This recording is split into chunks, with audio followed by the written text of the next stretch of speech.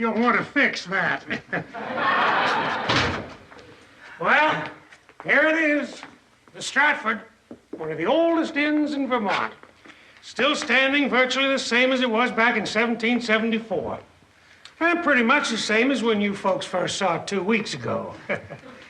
Yes, to say James Madison once stayed here. Really? See, Joanna, that's great. I mean, just being in a place like this, we're going to know things about James Madison that we'd never know from any book. Like what? Well, for one thing, he didn't care where he slept. Yeah, you did say there was a caretaker. George Utley, yes. His folks have been taking care of this place for as long as people around here can remember. What do you think? I like it. No, you don't. Yes, I do. I'm just as excited about this as you are. No, you're not. All right, maybe not as much as you are, but I'm pretty darn excited. Joanna, we don't have to buy an inn. We'll just forget the whole thing. We'll say we came up for the drive, took in a little scenery, smelled a little fresh air. What about our deposit? Ate a $2,000 lunch. Dick, honey, that's ridiculous. Besides, I have a feeling that you love this place. Yeah. Oh, that's George, the caretaker. George, I'd like you to meet Mr. and Mrs. Loudon. I do. Hello. Looks like they're buying the place. Well, let's say we're pretty close. Shoot, I bet I'm out of work then. Well, not necessarily. We'll still need a caretaker. Yeah, but no raise, I bet. No.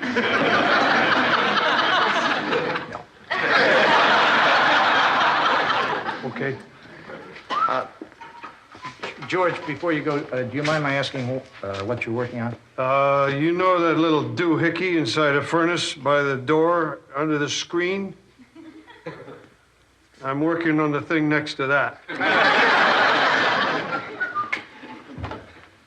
Well, he seems like a real knowledgeable guy. Dick, why don't we just go ahead and do this? You mean that? Sure. Now, I'm not saying we won't have doubts. We're used to Manhattan. Our friends are there. Our whole life is there. You realize I'm on the collection committee to 6 different diseases? We have disease here. Not to mention your work. You're used to writing in a tiny little apartment. Who knows if you can write up here? We always say if you can't write here, you can't write. Then there's all the repairs this place needs, which neither of us knows how to do. Well, I have written some how-to books. Unfortunately, you never wrote one on how to change your life. Look, Joanna, there are a million reasons not to buy this place. That's why most people don't. And maybe that's the one reason we should. I mean, we are standing on the threshold of one of the great adventures of our lives. And we have that rare opportunity to pursue the American dream. And all we have to do is just have the courage to say, let's go for it. That's stirring. Where have I heard it? It's from the prologue I wrote to Building Your Own Patio Cover. Right. Are you excited? I'm excited. Mr. Shaver, I guess we'll take it. Goody. Wait! Oh, God, hold everything! You didn't take it yet, did you? Just now, why? Oh, no big deal.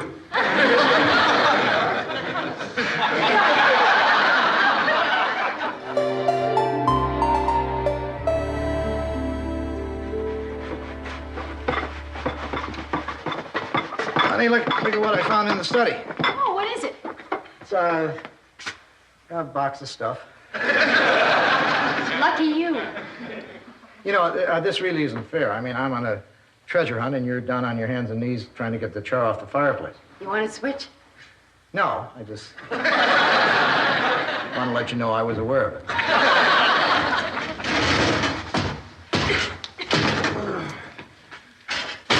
Remind me to fix that. I hung that shutter back up that fell off. I didn't know a shutter was off. Yeah, I knocked one off this morning trying to fix that window. I didn't know there was anything wrong with the window. Yeah, I broke the darn thing trying to clean it. What do you want me to do next? George, you could fix the front door. What's the matter with it? It sticks. Six. Oh, yeah, right. Yeah, I'll get my plane shaver.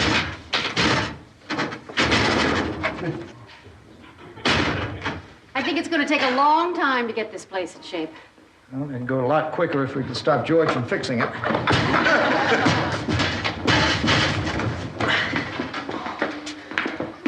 Hi, can I help you? We weren't sure anyone was here.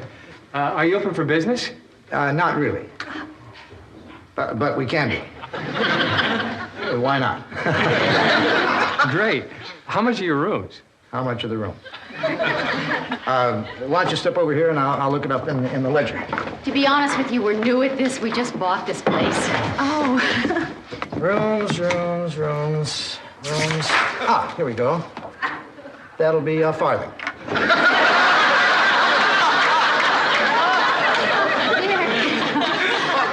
How's 40? Oh, that's a little more than we wanted to spend. How's 20? Hey, 20's fine. Okay, if you just give me your John Hancock. Where? Right there under John Hancock. Okay, here you go. Top of the stairs and down the hall. Thank you. Thank you, Mr. and Mrs. Pomerantz. I'll bring you up some fresh linens in just a minute. Okay, thanks. Dick, we have guests. Our first $20. You were worried about the money, weren't you? Honey, we figured this all out. I make enough from writing to take care of this place, whether anybody stays here, and still have money left over for you name it. Food? Possibly.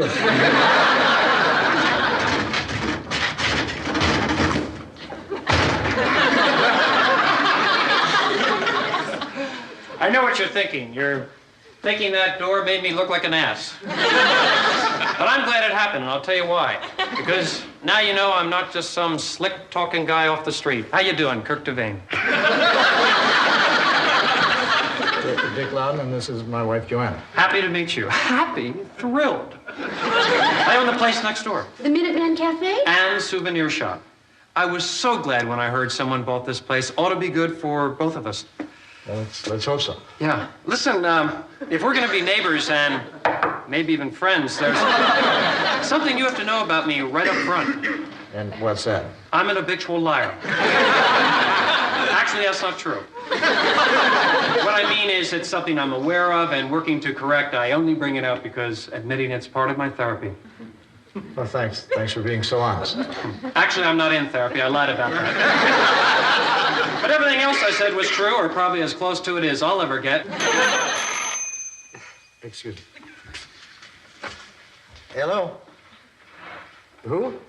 Oh, Mr. Pomerantz. Hold on. Just a minute. I'll check.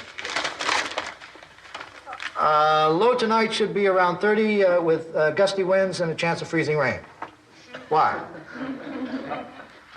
Your window is missing.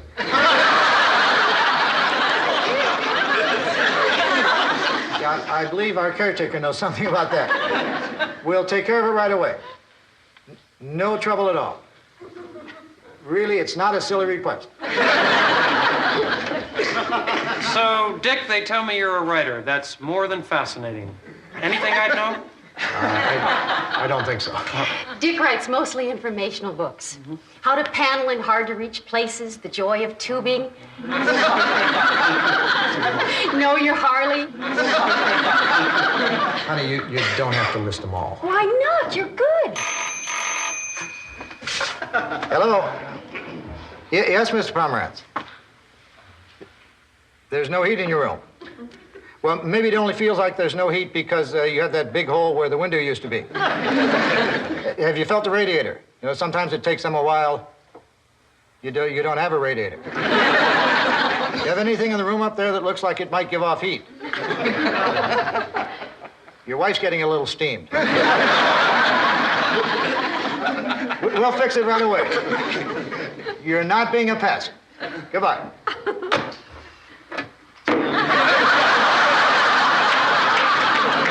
Listen, you're busy and I'm bored, so why don't I drop back over another time?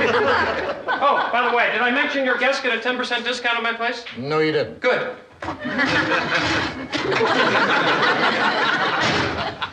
I bet after you get to know him, he grows on you. I'll take that bet. I better get those linens. Which reminds me, can we still afford that maid we talked about? Well, it's an operating expense. It's deductible. Oh, great! We'll deduct it from our savings.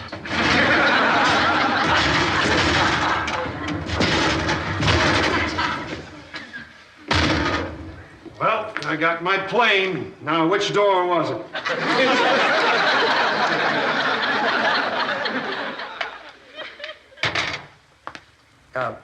Leslie, if you don't mind me asking, why are you interested in being a maid? Well, to be honest with you, Mr. Loudon, I'd just like to get out and experience the real world. You see, all my life I've had everything given to me. Money, cars, clothes, schooling. I want to find out what it's like to be average. It's fun. I probably don't have a chance, but I'd really like to have this job and I'd work really hard at it. As for my qualifications, I have a degree in European history, and I'm presently attending Dartmouth, studying for my master's in Renaissance theology. And in my free time, I'm practicing with the hope of becoming a member of the U.S. Olympic ski team. That's basically what we're looking for.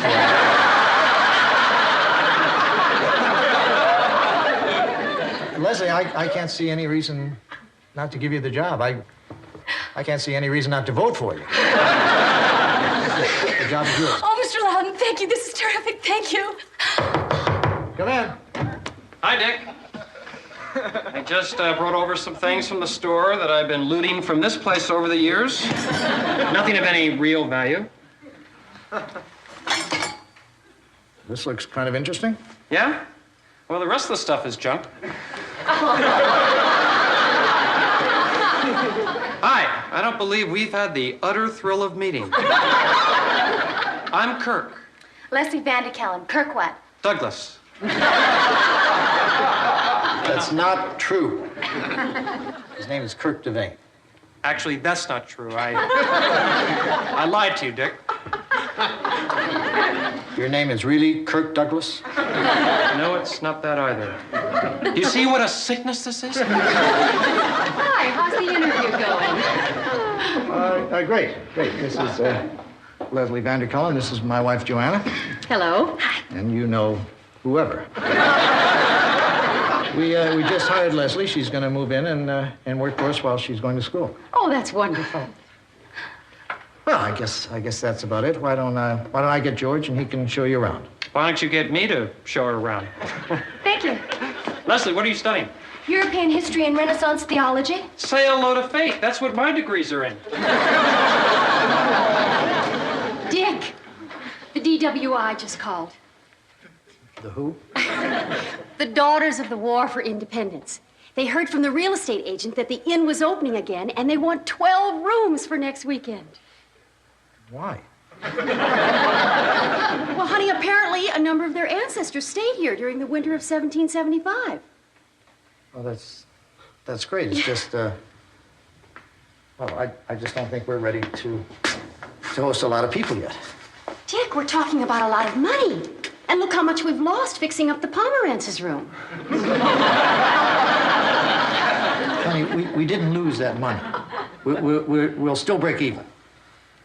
Maybe not in our lifetime. I mean, the purpose of buying the Stratford was to restore it, not to make money off it. I think we're talking about our integrity here. Okay. If you feel that strongly about it, I'll just tell them no. I'll also tell them you won't be giving a speech on the inn's history. What's that? Like they wanted you to. They asked for that? Mm-hmm. See, that's not fair.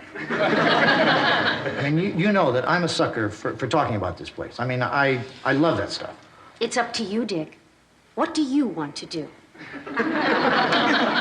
Well, I've already taken my position. There's only one thing I can do. I'm changing my mind.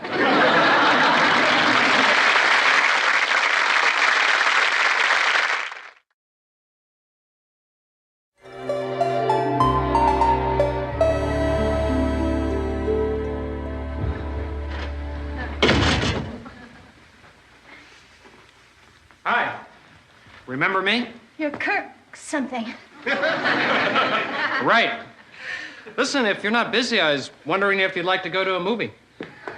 You're joking, right? Right, I meant go get a pizza. I'm waxing the floor. How about tomorrow? Oh, I'm sorry, I can't go tomorrow night.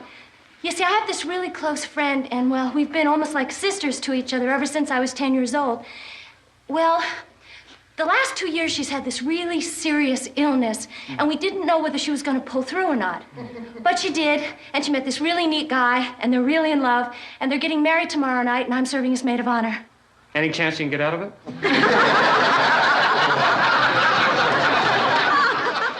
Well, we got the rooms cleaned, the baths ready, and the carpets vacuumed. Oh, and Leslie is working out great. Did you know that her family owns their own island in the Caribbean? She told me that this morning while we were cleaning grout. I'm sorry, Joanna. This is amazing. What is? Well, I was looking for some special material on 1775, like the daughters asked me, and I ran across this packet of letters. This one is dated January 30th, 1775. Dearest Annabelle, I could not march on to Concord without expressing to you my deepest gratitude for the kindness you showed me, and in fact, the entire platoon.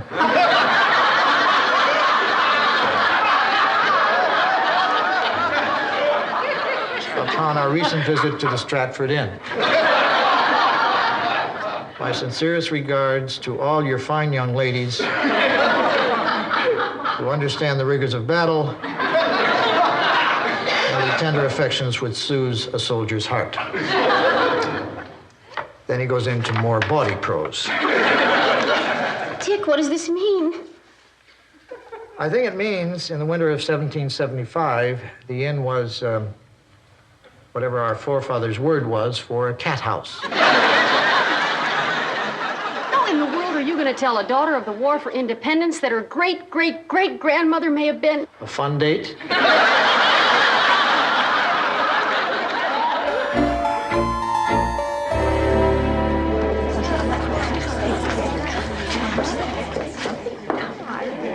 I get you anything?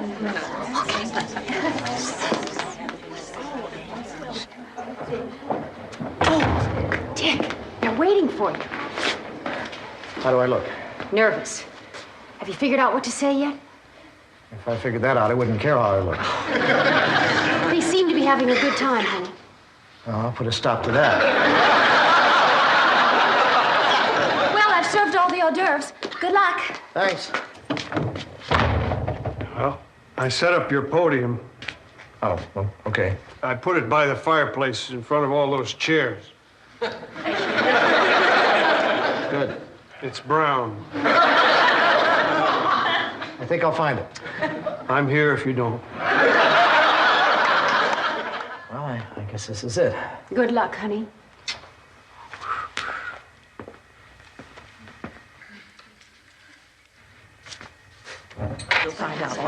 Oh, there you are. Oh, daughters, would you please take your seats? Please be seated. Attention, everyone.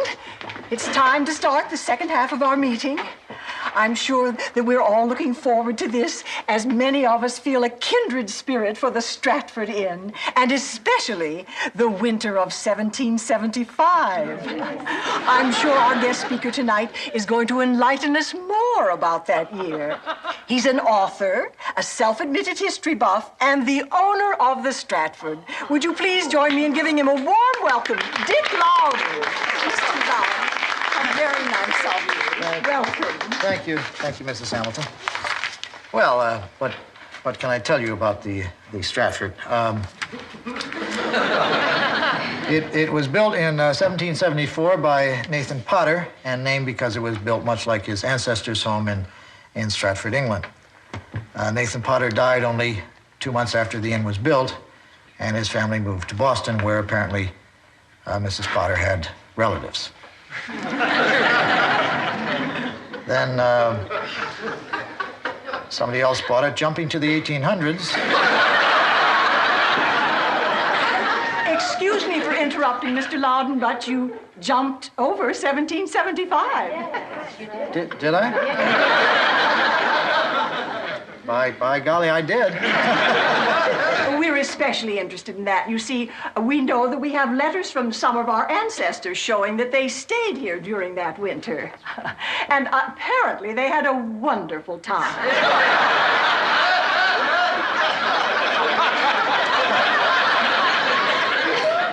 Are you sure it was here? Oh, yes. So we would like to hear what you know about that particular year, and the rest of the stuff you can flush.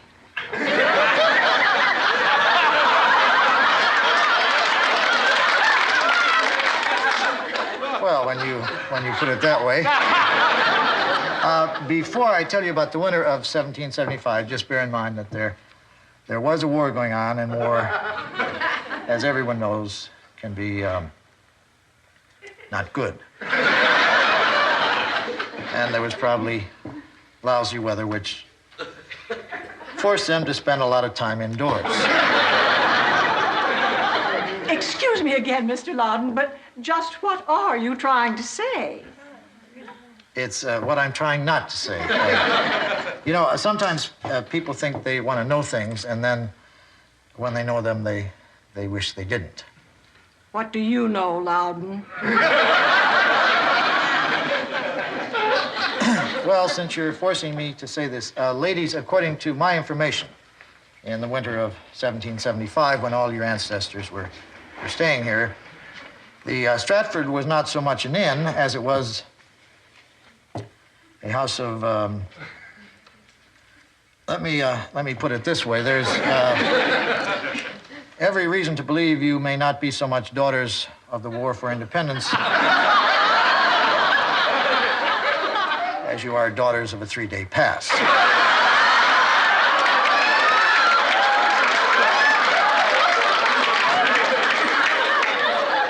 Well, I can tell from your stunned silence you're not taking this well. I wish there was something I could say.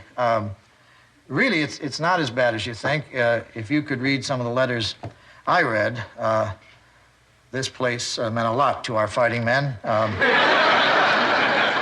It inspired them to rededicate themselves to the war effort, sometimes after only a few hours.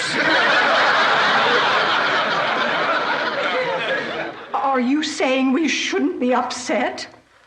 Well, maybe not. Maybe Vermont wouldn't be Vermont today if the Stratford hadn't been what it was then. By God, he could have a point. And it wasn't just Vermont it helped. From some of the letters I read, guys from New Hampshire and Massachusetts got it. Good for them. Ladies, let's face it, America might not be America today without the Stratford. And I, for one, am not too proud to tip my hat and say, well done.